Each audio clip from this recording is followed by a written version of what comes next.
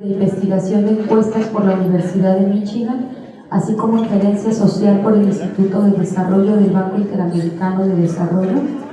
Dentro de su trayectoria académica, ha sido coordinador académico, fundador de la Maestría en Política y Gestión Pública del Instituto Tecnológico de Estudios Superiores de Occidente.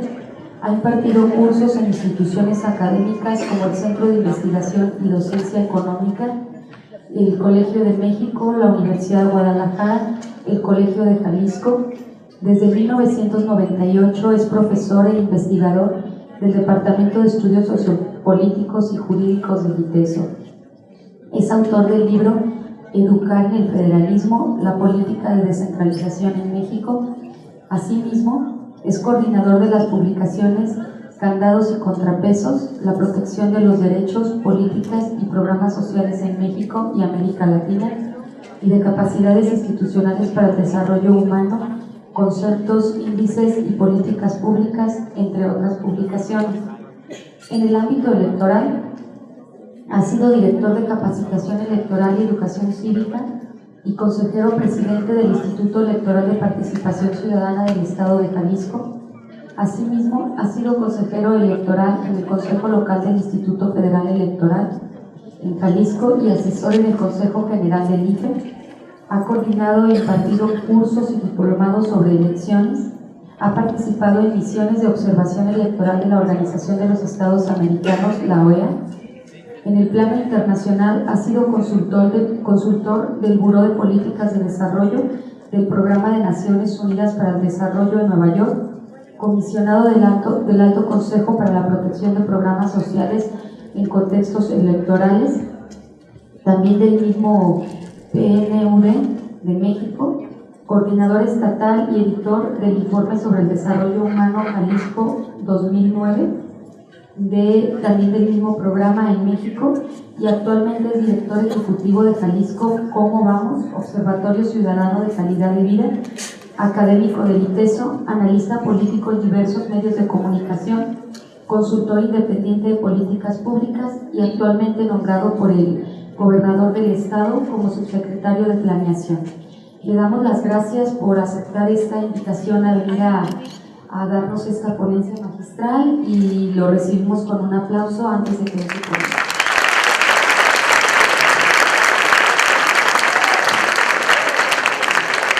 Muchas gracias, Esmeralda. Voy a pasar al podio, desde ahí dictaré la conferencia.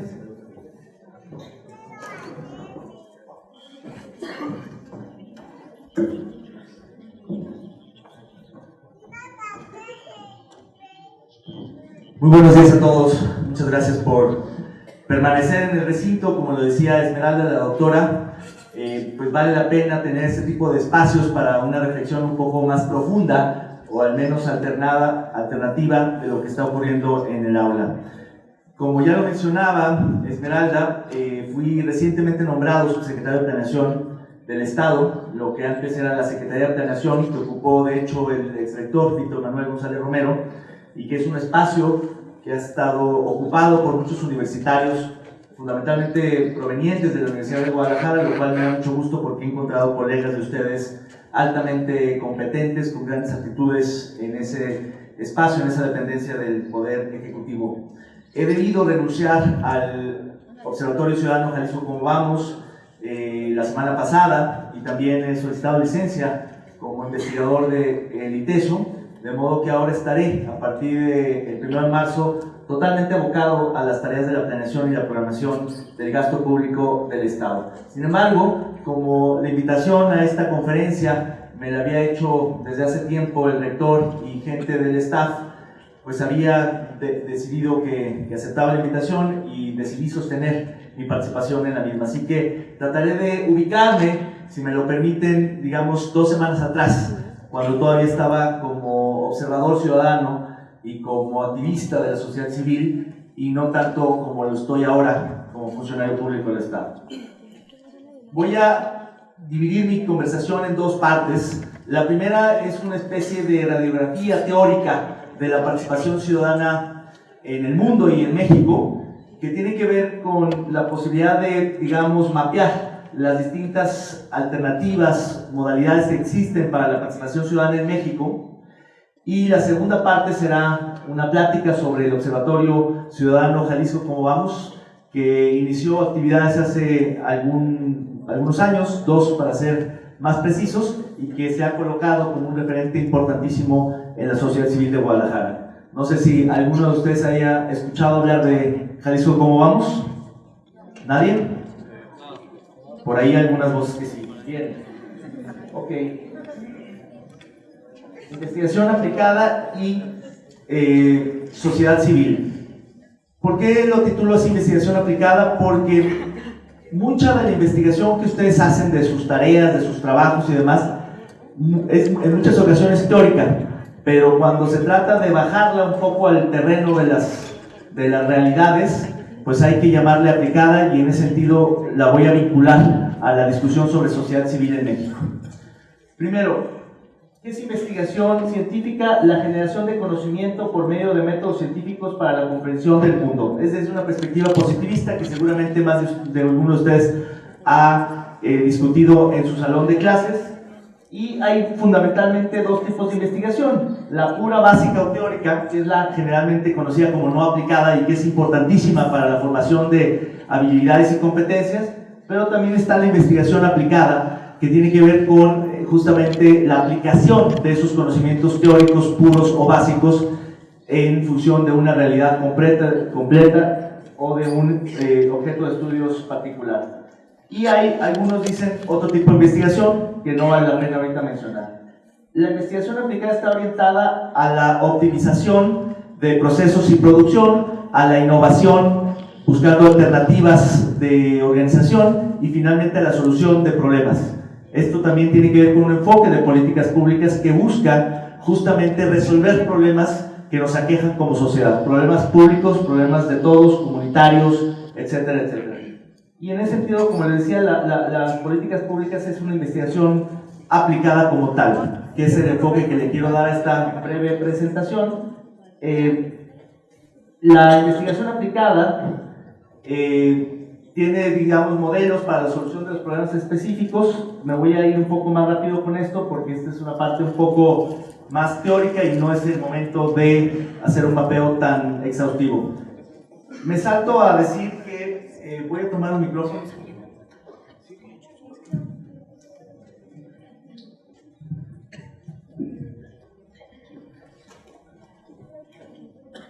Muy bien. Lo primero es que cuando hablamos del término sociedad civil, que está tan en boga en el país, muchas veces no tenemos claridad a qué nos estamos refiriendo.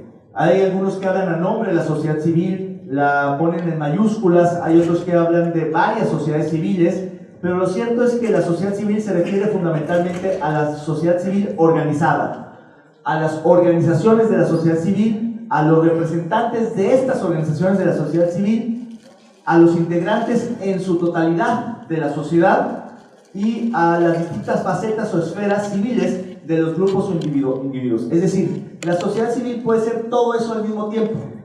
Es decir, es ese cuerpo social al que todos pertenecemos, incluidos los políticos, incluidos los policías, los soldados, absolutamente todos los sujetos, individuos de este país son parte en alguna de sus facetas de la sociedad civil. Más de alguno tendrá algún tío que sea funcionario público o quizá policía o profesor en una escuela, y a veces se hace esta distinción falsa entre sociedad civil y Estado, como si los maestros del aula o como si los policías no fueran parte de la sociedad civil. Sí lo son, todos lo somos, y lo somos en la medida en que pagamos impuestos, votamos, participamos, tenemos distintas facetas. Sin embargo, en algún sentido, a veces nos colocamos en otra tesitura. Y esto lo digo porque está muy en boga hablar de que están por un lado los políticos y por otro lado los ciudadanos.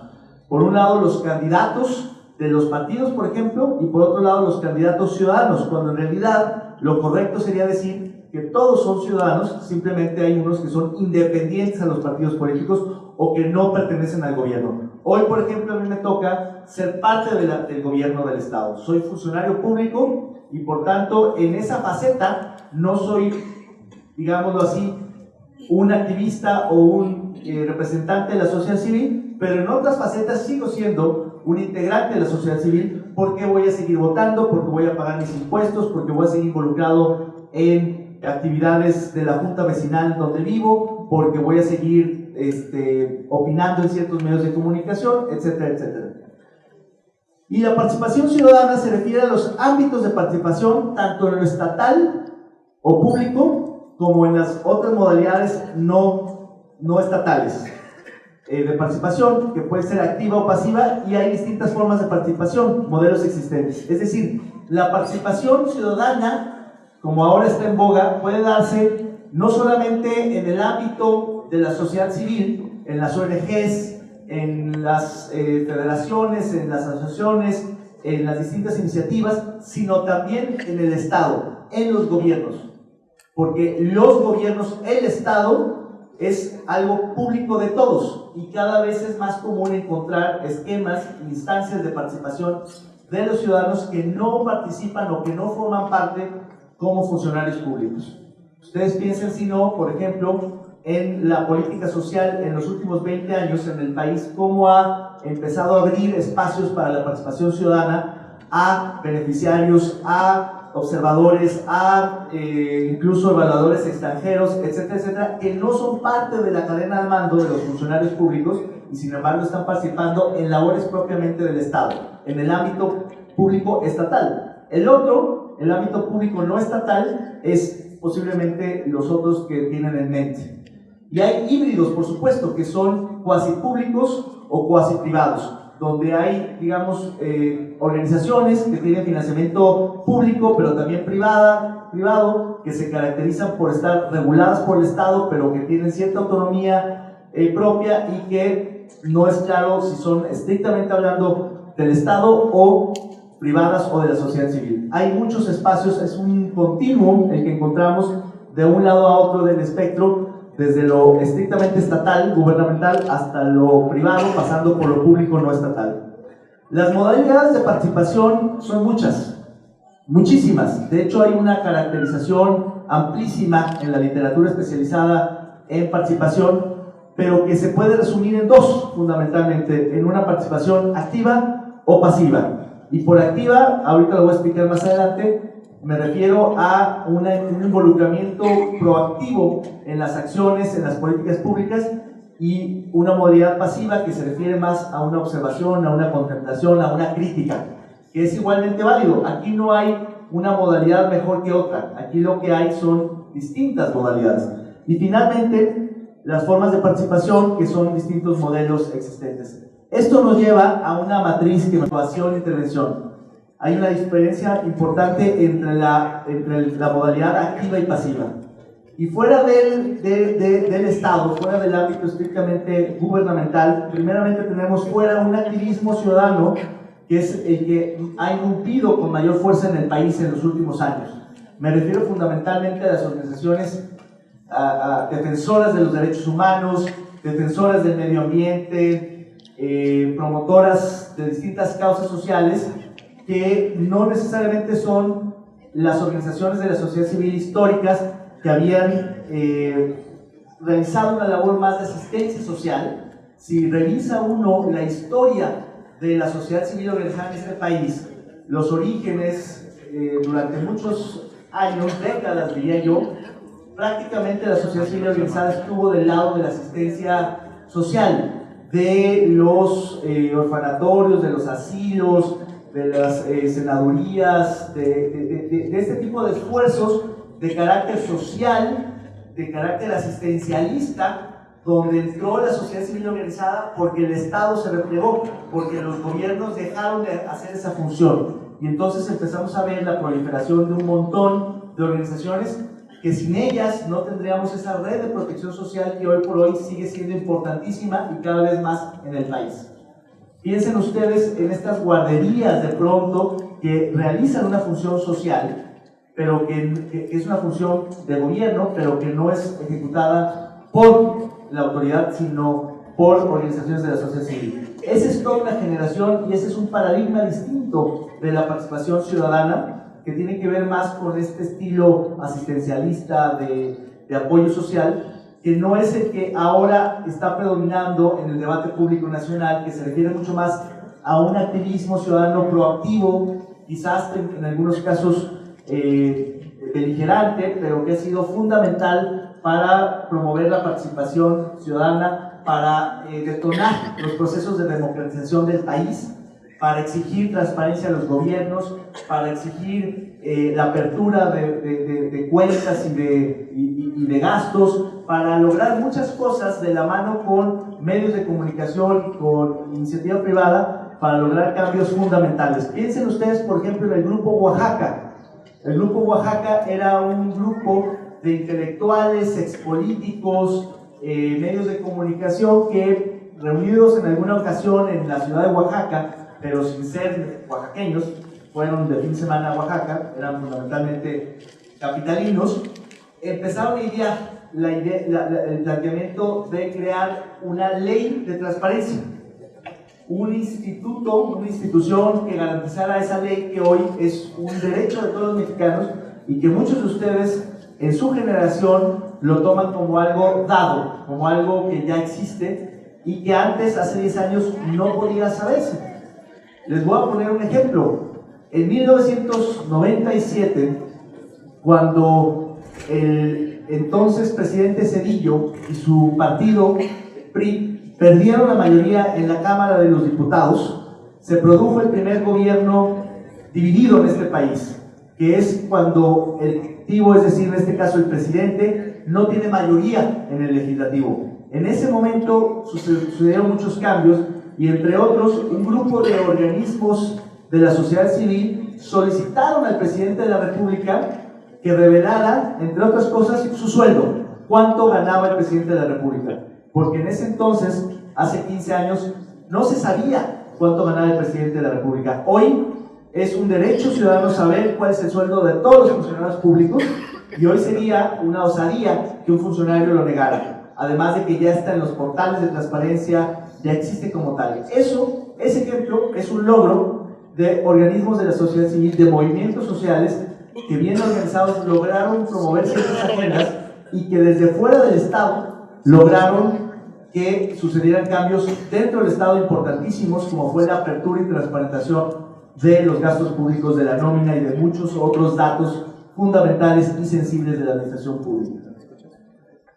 Hoy vemos un sinnúmero de organizaciones de la sociedad civil en estas materias, en protección de las víctimas, Cecilia, que estuvo hace poco aquí en la universidad, en protección de migrantes, como el padre Solnave, que estuvo también hace poco en la universidad, que lo hace desde una organización de la sociedad civil, religiosa, pero sociedad civil, no del Estado, que hace un activismo en pro de temas muy candentes como son derechos humanos, víctimas, migrantes, narcotráfico, derechos ambientales, etc. Finalmente, la última modalidad, y que es en la que me he centrado en los últimos años, es una modalidad pasiva fuera del Estado, y es la de los observatorios ciudadanos. Esta es una forma genérica de plantearlo porque en realidad, como toda teoría, como todo marco conceptual, evidentemente en la realidad es más complejo y sobre todo más híbrido. Cada uno de estas modalidades se presenta en la realidad de forma híbrida. Estoy analíticamente tratando de poner los ejes para la distinción entre uno y otro organismo, entre uno y otro ejemplo, entre uno y otro modalidad. Y en ese sentido, los observatorios ciudadanos son una modalidad fuera del Estado, pasiva, que tiene por propósito la observación ciudadana, que es generalmente o busca ser generalmente una observación científica, académica, rigurosa, una observación de la acción gubernamental, pero también de la acción y de la actuación privada e internacional. Normalmente cuando pensamos en un observatorio ciudadano, que es un bicho raro todavía en este país, mucha gente cuando escucha la palabra, el término observatorio, no sabe bien a qué se refiera. Incluso me llegó a pasar que un empresario con el que estábamos discutiendo la creación del observatorio, cuando le planteé el tema de crear un observatorio para la ciudad, él se imaginó que desde algún cerro, como el Cerro del Cuatro, con una perspectiva de la ciudad, podríamos poner un observatorio, como los astronómicos que observan el cielo, o como otros que en efecto observan físicamente los objetos. sociales o físicos o naturales. No, este es un observatorio social que observa sujetos sociales y que no usa instrumentos de observación físicos, sino más bien científicos, académicos, políticos. Y en ese sentido, la observación de los observatorios ciudadanos se ha diversificado enormemente. Ya no solo es la observación de los gobiernos, que era lo que tradicionalmente había marcado la pauta de los observatorios ciudadanos o no gubernamentales en este país. De hecho, el origen de los observatorios, sin todavía calificarlos como ciudadanos, se remonta a los observatorios gubernamentales, que eran una suerte del origen de las contralorías sociales. En lugar de tener a los que te van a vigilar dentro de tu estructura, en tu cadena de mando, cerca de las decisiones, los tenías un poco alejados, pero finalmente observándote, pero como parte del gobierno, como una suerte de contraloría, como las contralorías normales, como la Secretaría de la Contraloría, o como una suerte de auditoría superior, o qué sé yo, pero como parte del Estado. Eso cambió. Hay muchos observatorios gubernamentales, pero cada vez tienen menos relevancia precisamente porque no tienen esa autonomía requerida para observar con distancia y con criticidad.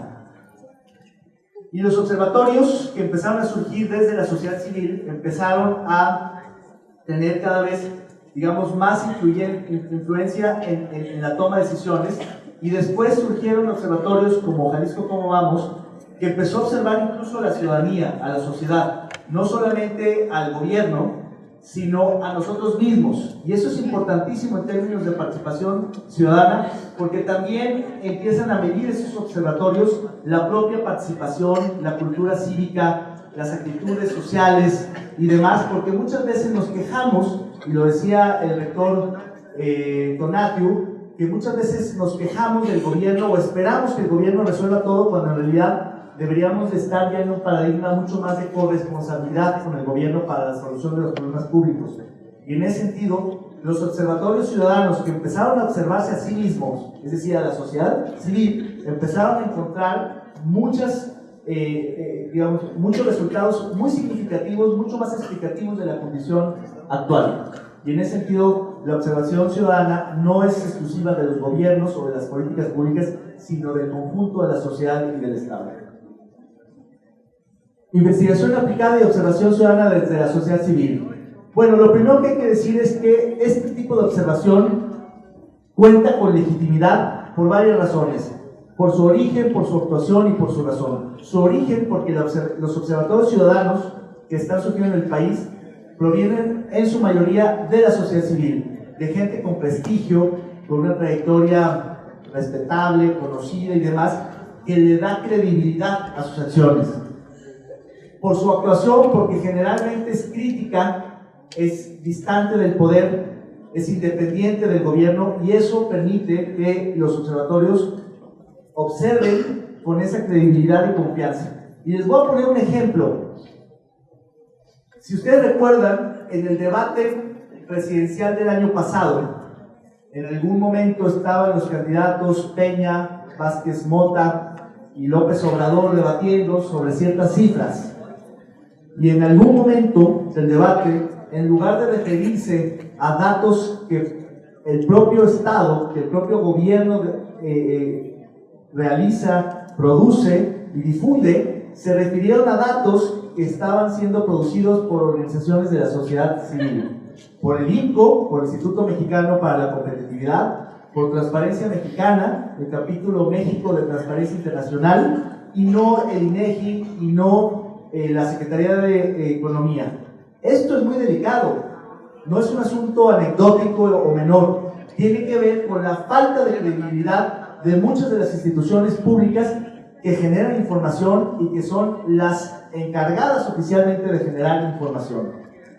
Era mucho más creíble citar a una organización de la sociedad civil, a un observatorio ciudadano, que al INEGI. Imagínense ustedes el tema. Eso tiene implicaciones profundas y eso tiene que ver con la pérdida de confianza, que es una tendencia mundial, particularmente en América Latina y en México, una pérdida de confianza en las instituciones públicas, en los gobiernos, frente a una adquisición, una ganancia de confianza que ha ocurrido en los ámbitos de la sociedad civil organizada. Tiene como segunda característica, o debería de tener como segunda característica, la rigurosidad metodológica y conocimiento. El problema también en la sociedad civil, al igual que en otros ámbitos de la sociedad, es que surgen observatorios patito, hay que decirlo así. Existen muchos que se han aprovechado del momentum del país para crear sus propias instancias de observación, sus organizaciones y demás, con agendas políticas, no con una intención de observar de manera genuina, independiente, imparcial, objetiva, sino con agenda política. De ahí la importancia de las metodologías y el rigor científico, porque para observar no basta con tener una opinión de las cosas, hay que tener un método, hay que ser rigurosos, hay que ser científicos para poder hacerlo.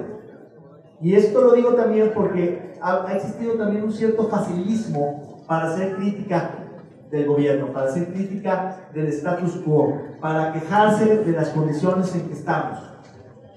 Evidentemente todos tenemos un sentido de la realidad, pero hay que argumentarlo, hay que probarlo, hay que sustentarlo empíricamente con datos, con cifras, con argumentos científicos. Y eso no es sencillo, pero es quizá la manera más efectiva de participar cívicamente. La importancia, obviamente, por la relevancia y la pertinencia, que ya lo dije, y aquí un tema importantísimo, la independencia. La participación ciudadana, en principio, idealmente debería ser lo más independiente posible del poder público, justamente para no contaminarse, para no generar agendas políticas y para tener esa objetividad y credibilidad que solo la sana distancia puede dar. Y en ese sentido, los observatorios ciudadanos que han estado surgiendo recientemente han tratado de mantener esta distancia en un sentido político, económico, social, institucional y de toda índole. ¿Están de acuerdo con la distancia, compañeros? Bien, finalmente la incidencia, que es un tema que nos coloca ya en una tesitura un poco distinta y me regreso. Aquí yo había dicho que los observatorios pertenecían a una modalidad pasiva y fuera del Estado. Sin embargo, en realidad, esos observatorios, como híbridos que son, se han estado moviendo cada vez más hacia un activismo que busca incidir en las políticas públicas, es decir, afectar la toma de decisiones, lo que en inglés se conoce como advocacy. Advocacy es promover una cierta causa pública, de interés público, que lo hace a través de la persuasión, de la crítica, del debate, del contraste, distinto a el lobbying, que es el cabildeo, que se hace no de forma transparente y pública, sino de forma no necesariamente privada, pero sí no pública, en el sentido de que se abra a todo el debate. Y en ese sentido, ustedes han escuchado hablar del lobbying, del cabildeo que ocurre sobre todo en los congresos. Cómo hay empresas norteamericanas muy poderosas que hacen cabildeo, lobbying, con congresistas norteamericanos para empujar ciertas agendas, ciertos intereses. Los observatorios ciudadanos buscan, por el contrario, empujar agendas, pero no políticas, sino públicas, de interés público, de manera pública, a través del debate, a través de la crítica, a través de los resultados de sus investigaciones y demás. Bien, me voy rápido porque entiendo que me quedan 15 minutos, 20 minutos, pero también no los quiero aburrir platicándoles de un caso particular, que es Jalisco Cómo Vamos, con demasiado detenimiento, pero creo que vale la pena hacer un repaso muy rápido. ¿Qué es Jalisco Cómo Vamos? Jalisco Cómo Vamos, como lo dije, es un observatorio que se define como un conjunto de individuos y organizaciones que se agrupan en un espacio autónomo y con independencia técnica para monitorear, evaluar e incidir en las políticas públicas e iniciativas ciudadanas. Insisto, no solo se debe de observar al gobierno, sino también a nosotros mismos como sociedad. Hay que ser autocríticos antes de poder ser críticos de las condiciones en que se encuentra el país o la ciudad.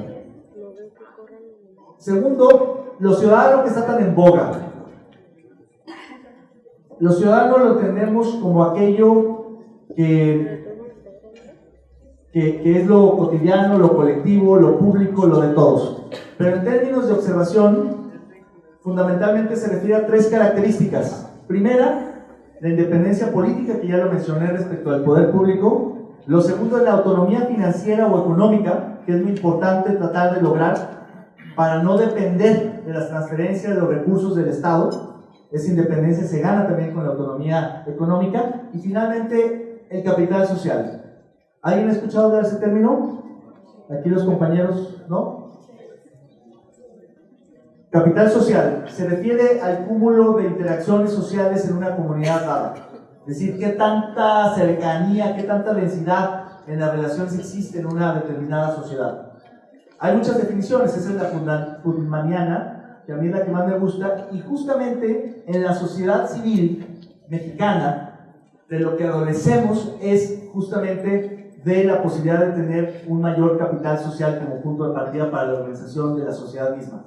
Es decir, yo les preguntaría a ustedes, ¿cuántos participan en algún club, asociación o actividad cultural fuera de la universidad, fuera de las aulas? Levanten la mano quien participe en algo cultural, en una asociación cultural, en un club de cultura, en algún círculo de lectura. Levanten la mano bien porque no los veo. ¿Ya? ¿En un club, asociación, tal cual? Vean, pocos. Les preguntaría, ¿en algún club deportivo, en una asociación de fútbol, en algo así? ¿Alguien? Un poco más. Bueno, los datos en este sentido son muy poco alentadores para México. Si uno revisa, por ejemplo, los datos de a cuántas asociaciones pertenecen en promedio los alemanes, son como 4.6. A un club de lectura, a una asociación de fútbol, a la asociación de nado sincronizado, a la junta de vecinos para la conservación del parque, etcétera, etcétera. En México tenemos muy poco asociacionismo. Nos relacionamos formalmente a través de organizaciones de la sociedad civil con los demás muy poco. Y ese es un problema porque nos resta esa interacción social que es fundamental también para lograr una masa crítica, un colectivo que permita hacer observación ciudadana. Finalmente, el Observatorio Jalisco ¿Cómo Vamos? También tiene como característica la observación de la calidad de vida, que se refiere a una vida satisfactoria y feliz, tanto a nivel de la percepción de cómo percibimos la realidad, como a nivel de las condiciones en que vivimos, es decir, cómo se desarrolla en la realidad del individuo. Porque son dos cosas muy distintas e igualmente importantes. ¿Cómo están las condiciones? ¿Cómo están las calles de la ciudad en términos físicos, de equipamiento, de infraestructura y demás? ¿Y cómo las percibimos en general? Si seguras, amables, bonitas, feas y demás, ¿no? Entonces, lo que nosotros observamos es calidad de vida. ¿Qué hace Jalisco ¿Cómo Vamos? Observa distintos componentes que no los voy a mencionar en la siguiente, justamente para medir qué tan satisfactoria y feliz es la vida.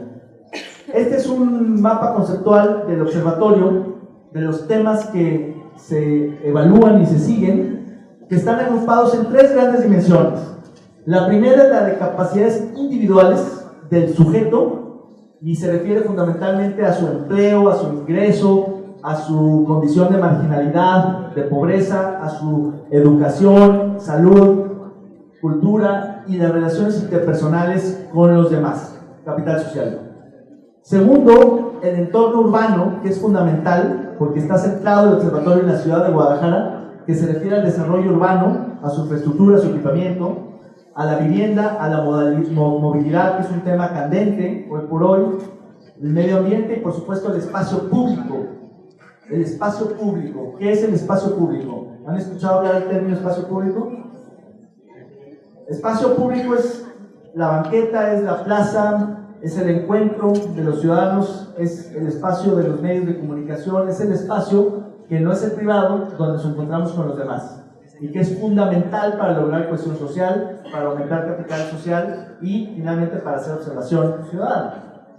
Finalmente, una última dimensión que tiene que ver con el Estado, pero también con la sociedad a través de la ciudadanía, como derechos, como obligaciones y todos los temas que tienen que ver con el Estado: seguridad, justicia, servicios públicos, información y comunicación.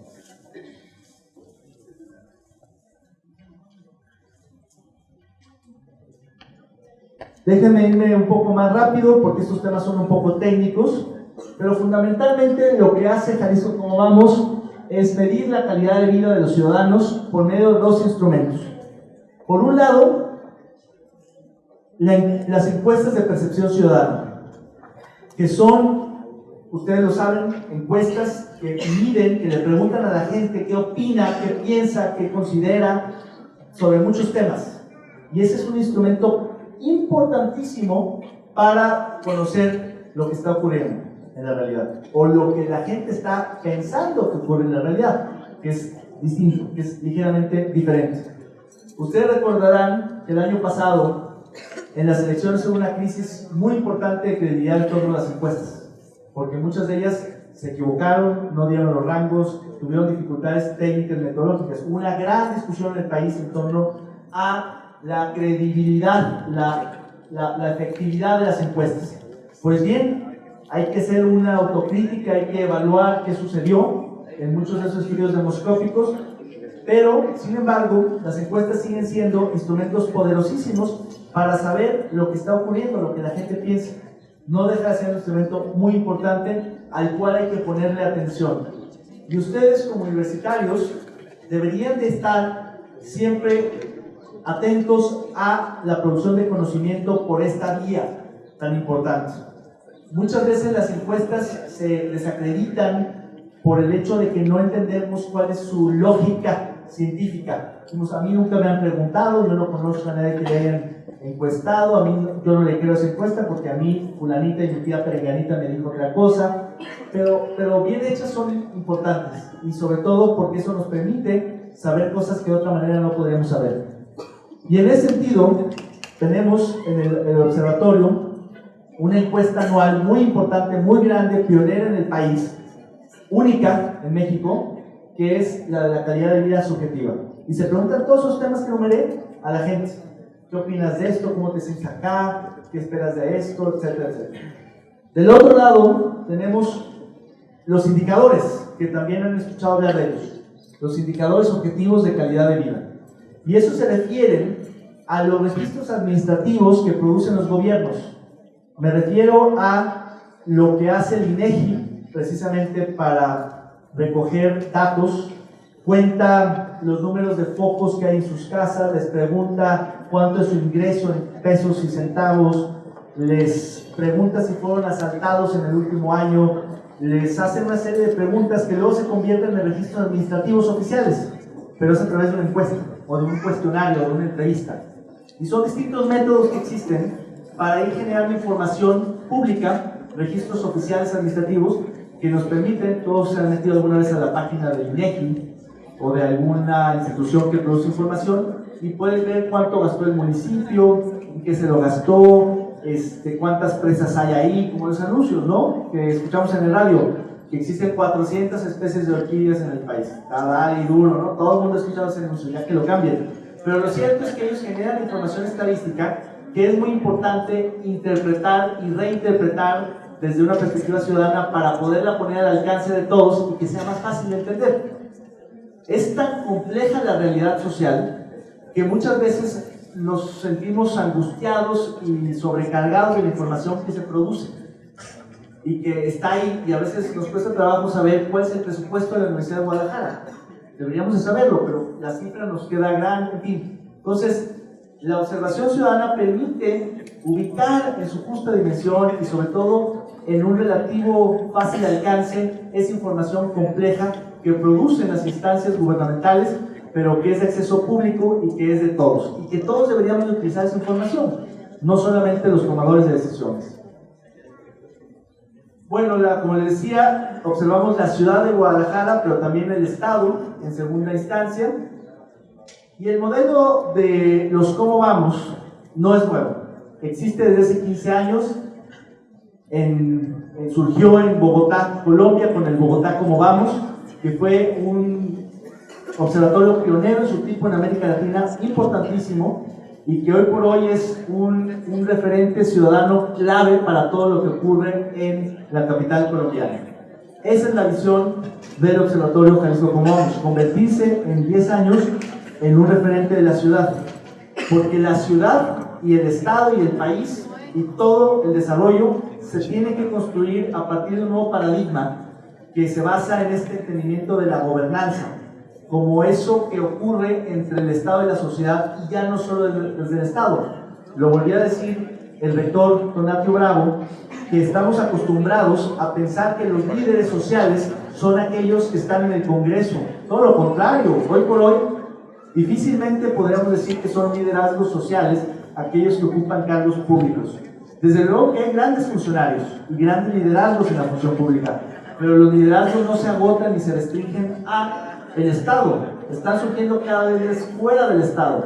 Los liderazgos no tienen un ámbito natural o único de actuación, existen en todos lados.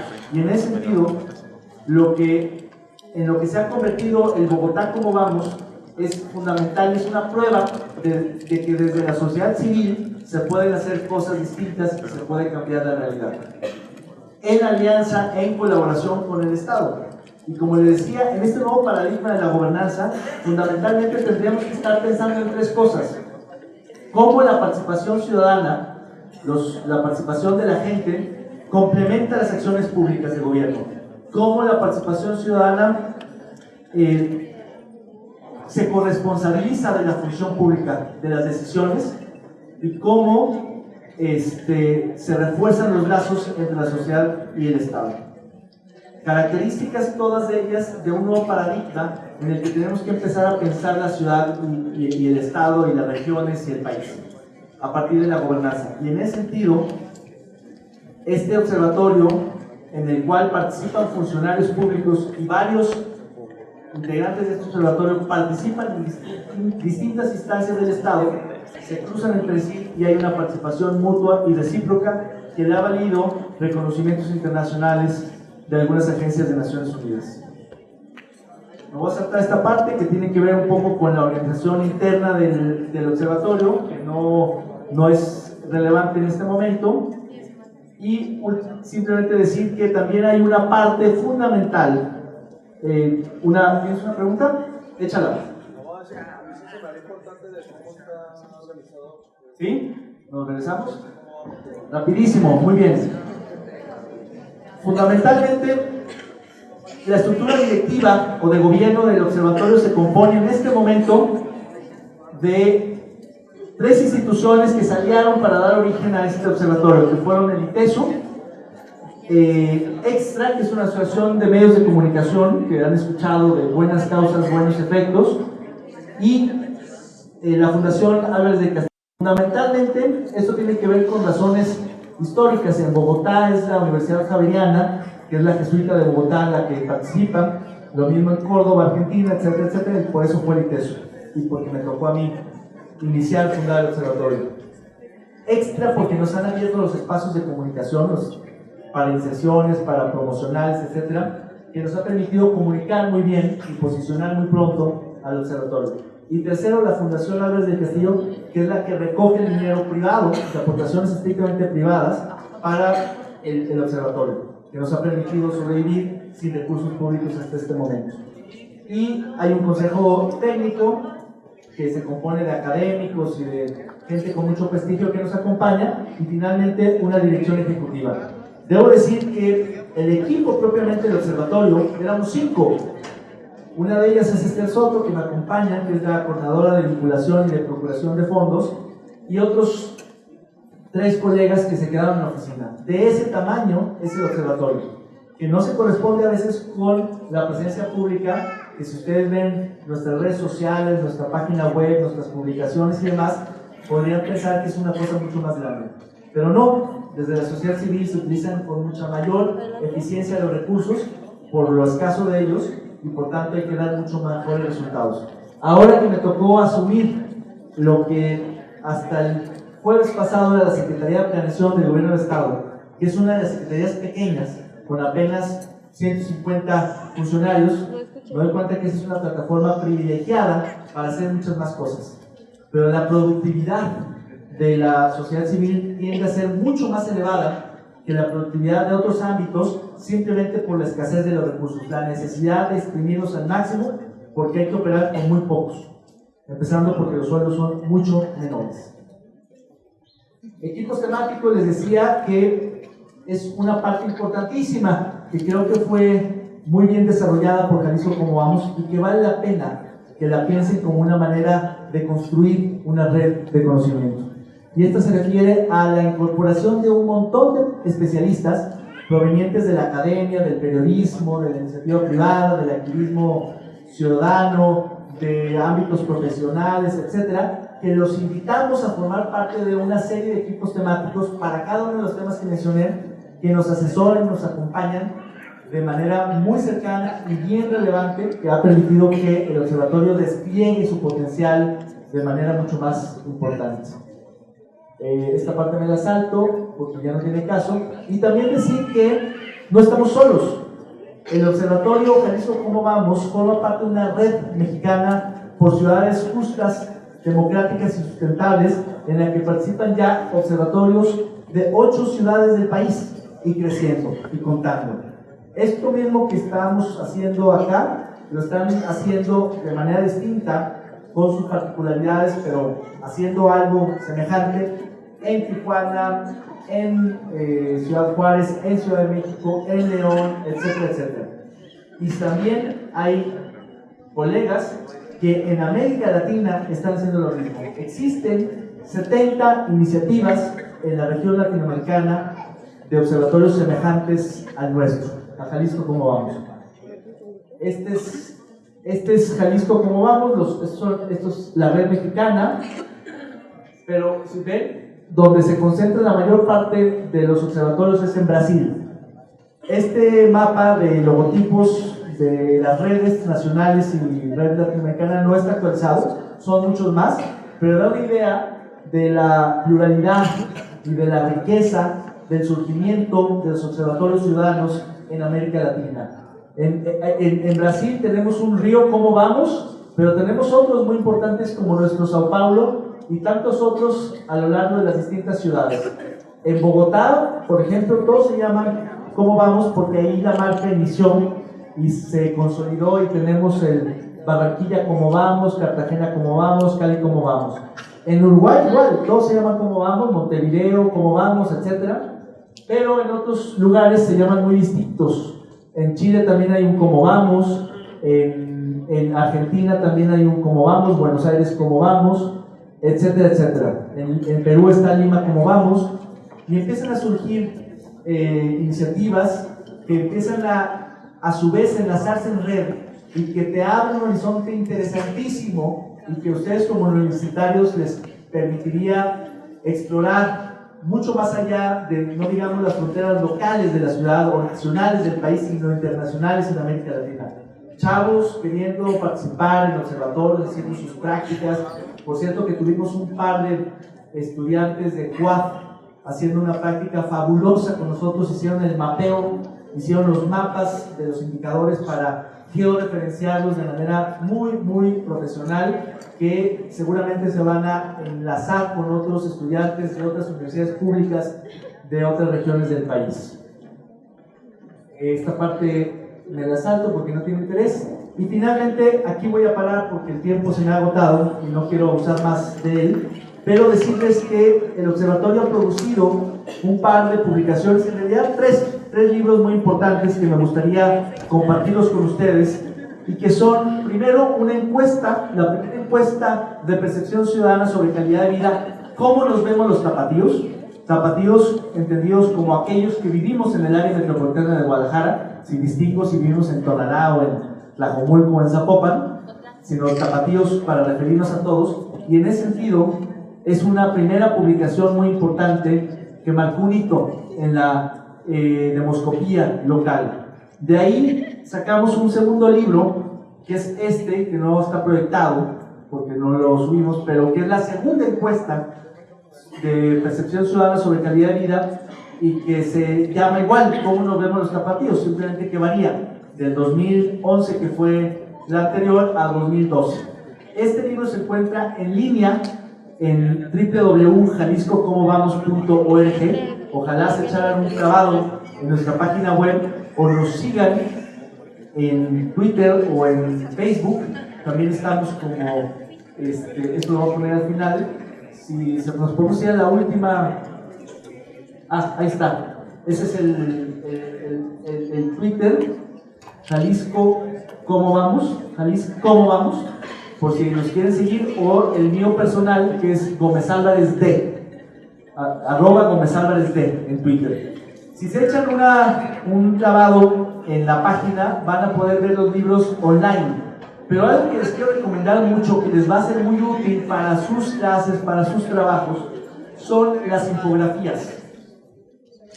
Las infografías son unas resoluciones gráficas muy pedagógicas, muy didácticas, muy bien hechas, que transmiten muy claramente el conocimiento, los datos complejos, para que se puedan, digamos, ver reflejados de manera muy gráfica, muy sencilla. Yo se lo recomiendo muchísimo, les van a servir sobre los distintos temas que he platicado. Van a encontrar ahí cuestiones de salud, de espacio público, de gobierno, de servicios públicos. Esas infografías son muy buenas y están ahí en la página web descargables.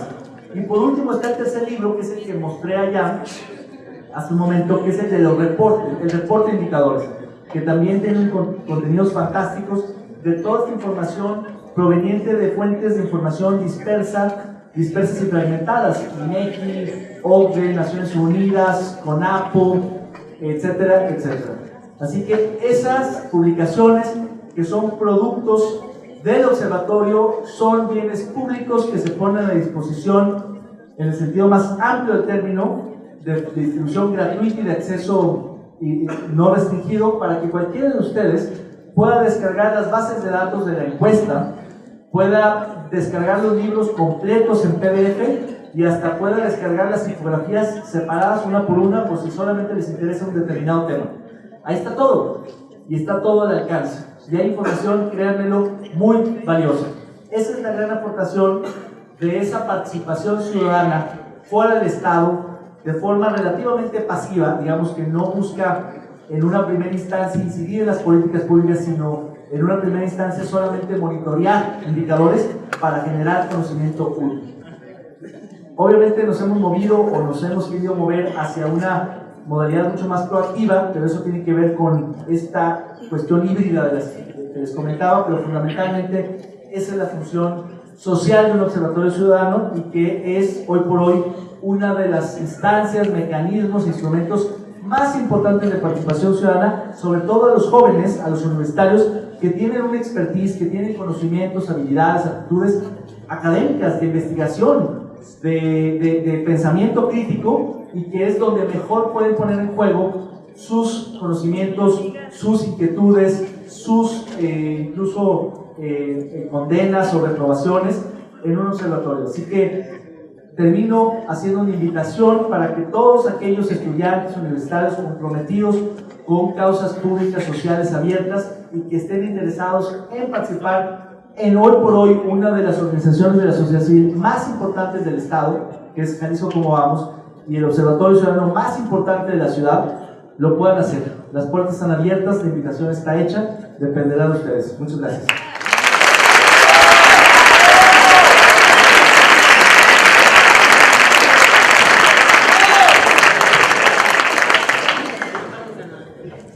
Bueno, pues vamos a darle las gracias al doctor David Gómez. Muy interesante el proyecto de Jalisco Cómo Vamos. Esperemos que realmente ustedes participen, se den la oportunidad de servir a la sociedad y servir a ustedes mismos, acudiendo y participando en asociaciones civiles. Vamos a abrir un espacio para preguntas y respuestas, inquietudes que quieran platicar con nuestro ponente. La señorita del micrófono ahorita va para allá. Vamos a recoger algunas y dar respuesta y después, si hay más, pasamos a una segunda ronda, ¿sí?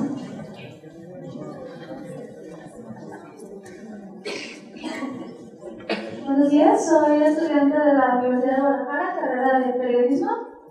Referente a este tema, quiero hacer la pregunta o cuestionamiento acerca de un tipo de movimiento ciudadano, de participación ciudadana que hemos estado viendo, que es el periodismo ciudadano, precisamente.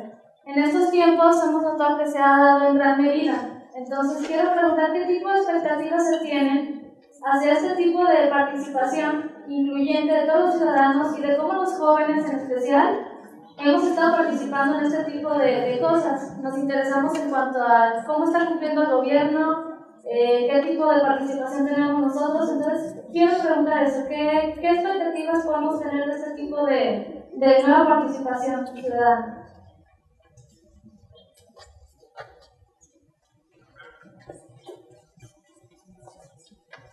Buenos días, mi nombre es Janet, soy estudiante de la carrera de Estudios Políticos y Gobierno por esta universidad. Y mi pregunta es si son realmente necesarias las contralorías sociales como órgano regulador de los programas sociales. Buenos días, mi nombre es Gabriela Vélez, también vengo de la carrera de Estudios Políticos y Gobierno. Mi pregunta es directa: ¿es realmente posible medir el utilitarismo social?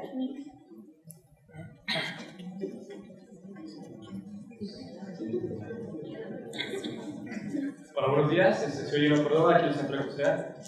Primero te doy las gracias por venir a participar, la conferencia estuvo muy bien, la participación ciudadana de los jóvenes hacia un observatorio ciudadano me parece muy perfecto, pero mi pregunta es, dentro tú del gabinete que vas a ejecutar en este nuevo periodo, ¿qué políticas ejecutar va a incidir con la interacción social de los jóvenes hacia, hacia el eje gobernativo y hacia la ciudadanía? Gracias.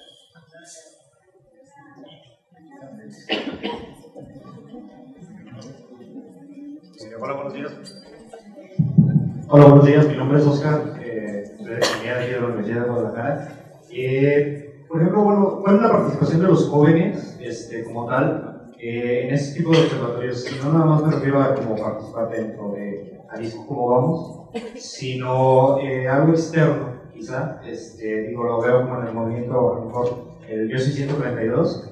Que se veía algo como un par de jóvenes ahí nada más gritando, precisamente porque carecemos de esa expertise o de informaciones, quizás no tenemos un currículum tan amplio que nos dé la representación. Entonces, ¿cómo debe de ser la participación de los jóvenes fuera de esos observatorios? O quizás es nada más como la única alternativa que tenemos.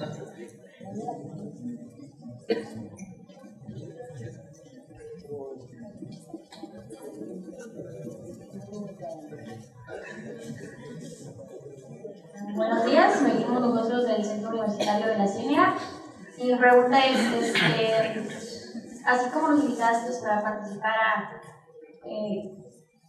a observadores ciudadanos, estamos presentes, pero los demás jóvenes, ¿qué pasa con los demás? Tú como ya funcionario público, ¿de qué forma vas a dar difusión a esto para que nosotros como jóvenes participamos y también más ciudadanos?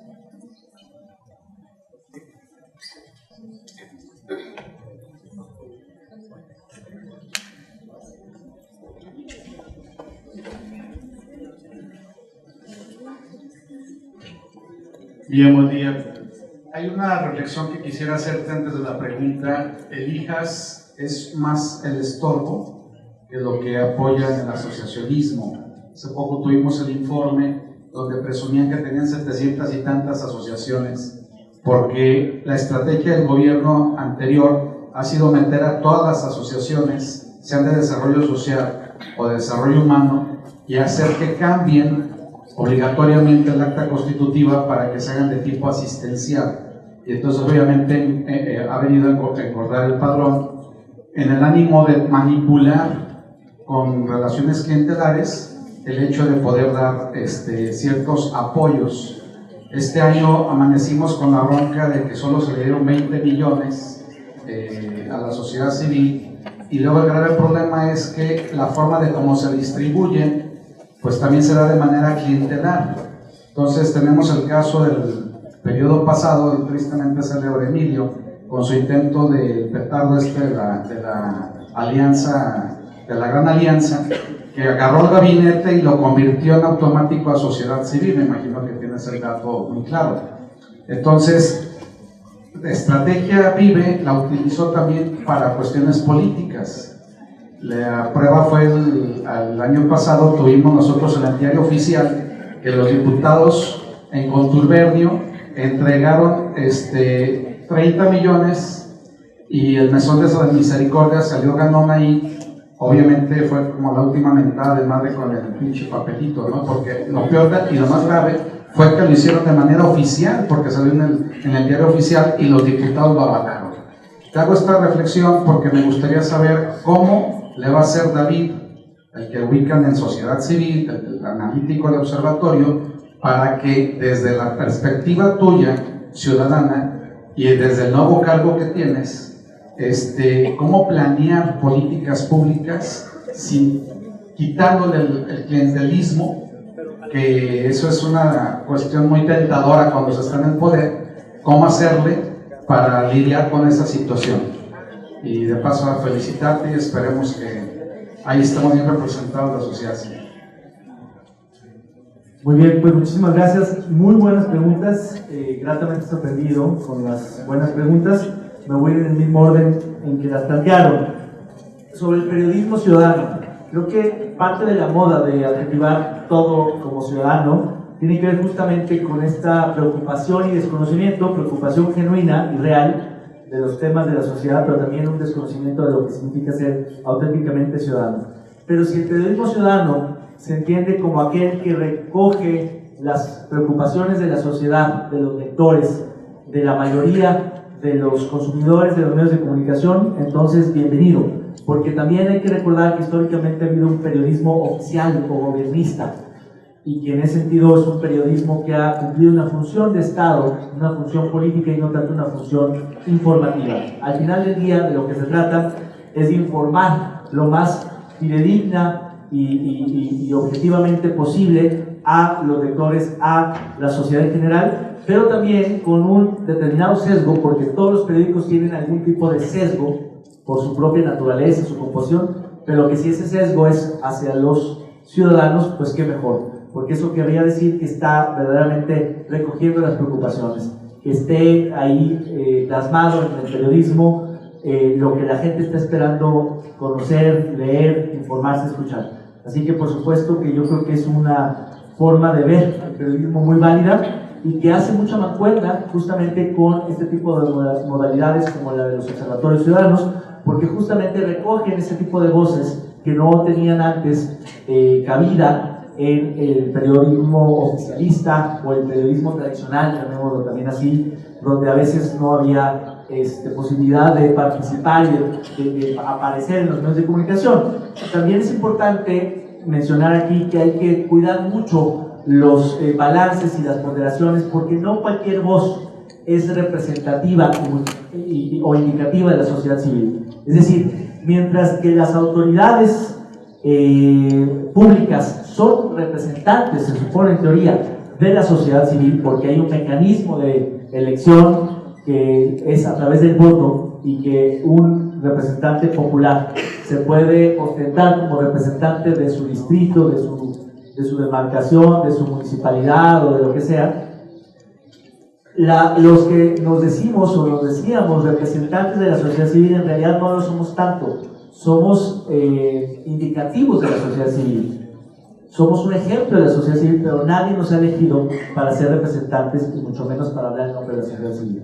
En ese sentido, las voces de la sociedad civil también tienen que ser ponderadas con mucho cuidado para que verdaderamente sean indicativas y no tanto representativas, en el sentido de que sean representantes, pero sí ejemplos que representen a la sociedad civil. No es un juego de palabras, es un tema muy delicado de ponderación a la hora de cubrir las actividades de la sociedad civil.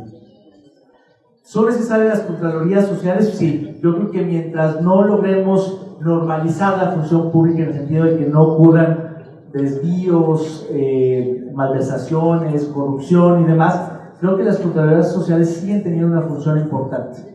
Yo creo que mientras más candados, pero sobre todo ventanas, lupas le pongamos a la función pública, más transparente y mejores cuentas va a rendir.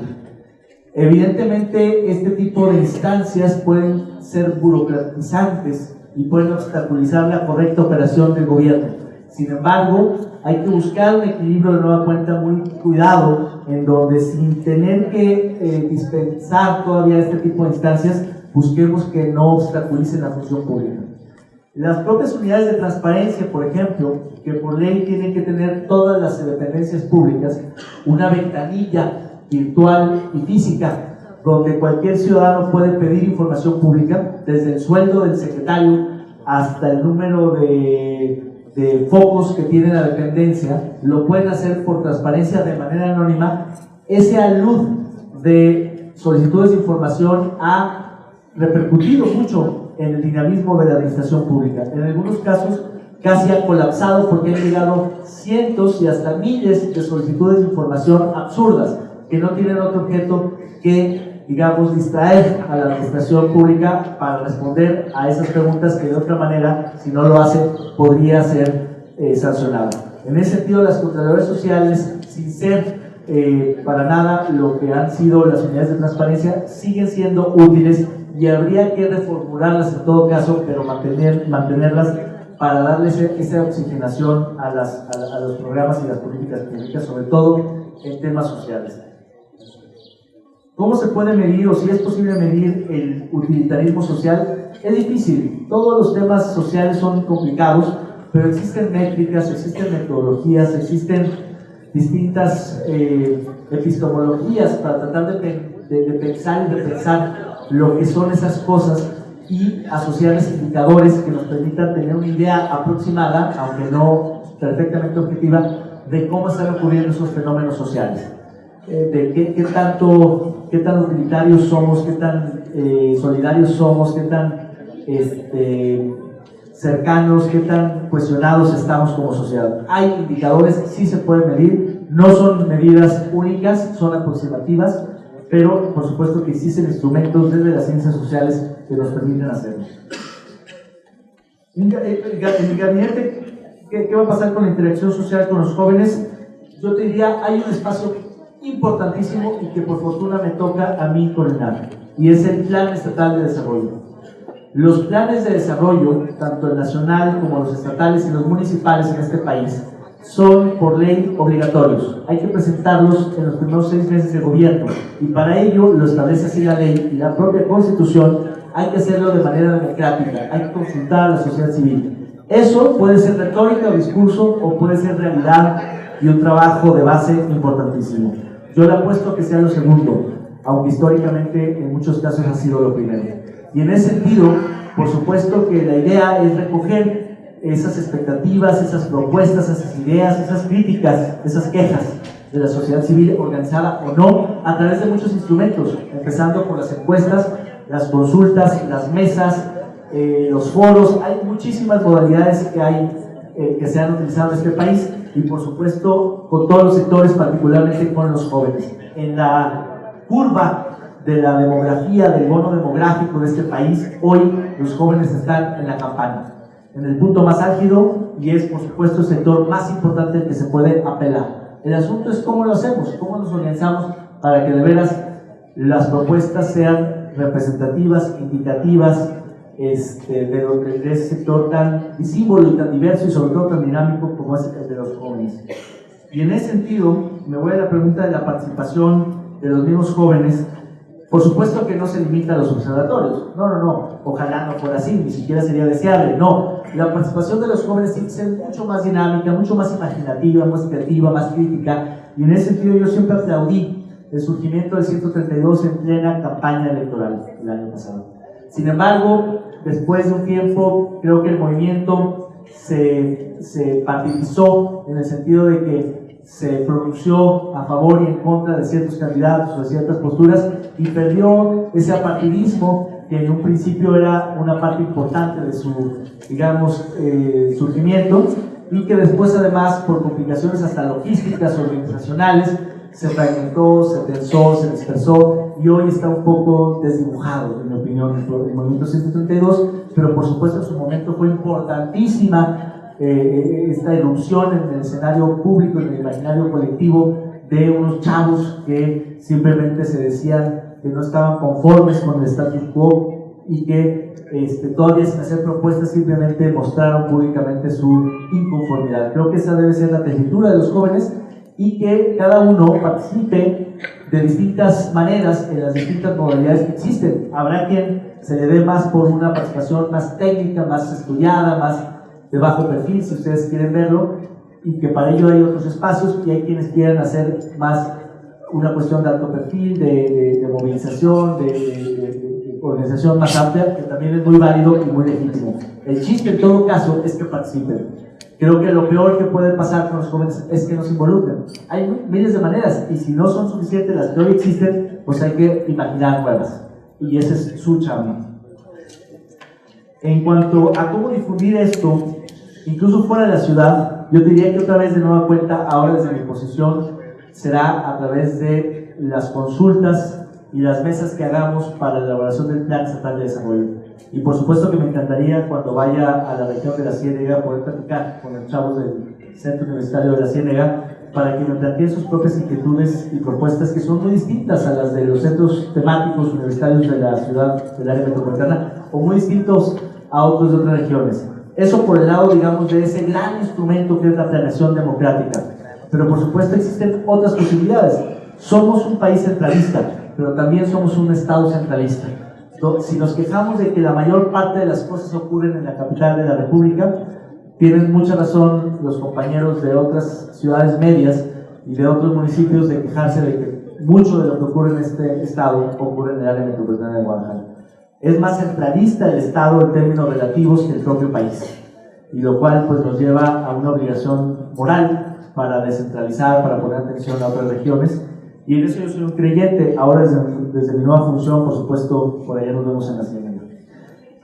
Y finalmente, respecto a la pregunta del IJAS, por supuesto que el IJAS es una instancia que creo que se tiene que replantear, que tiene que reformularse, porque en efecto ha ido por una línea muy de asistencialismo social, que sin dejar de ser importantísima por la red de protección que ha tejido y que ayuda muchísimo a muchísima gente por todo lo que no ha podido hacer el Estado, creo que debería de tener la capacidad de repensarse en otros ámbitos que no sean los del asistencialismo, porque corre el riesgo precisamente de caer en prácticas clientelares como muchas otras áreas de gobierno, y que hay que evitar.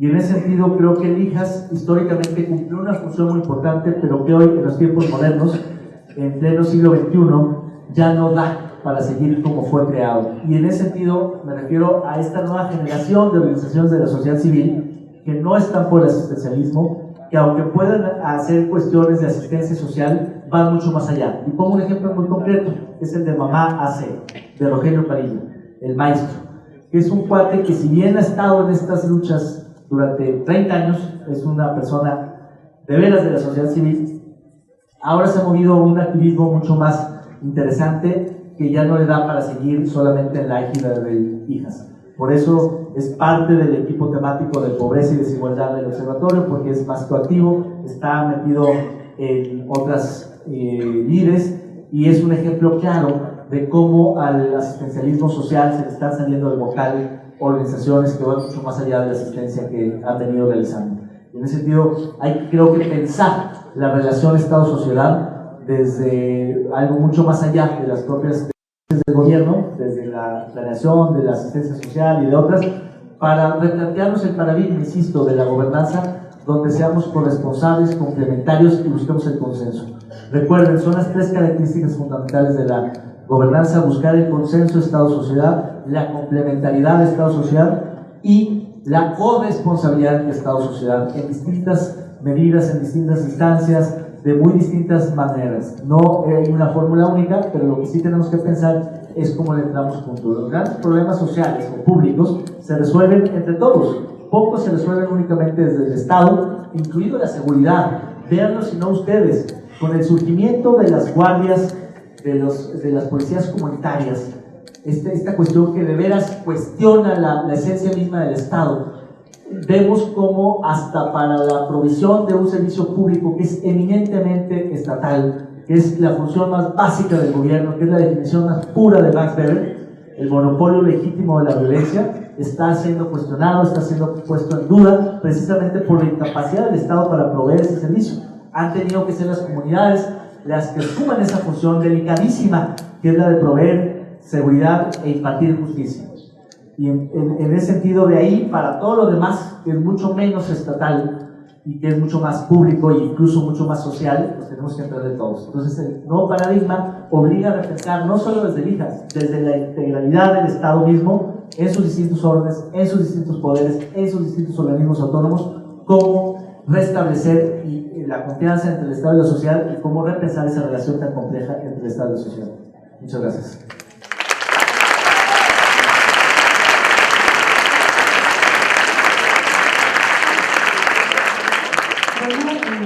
Entonces agradecemos la presencia del doctor David y lo hacemos a través de un pequeño reconocimiento que el Congreso Internacional de Jóvenes Universitarios le hace entrega.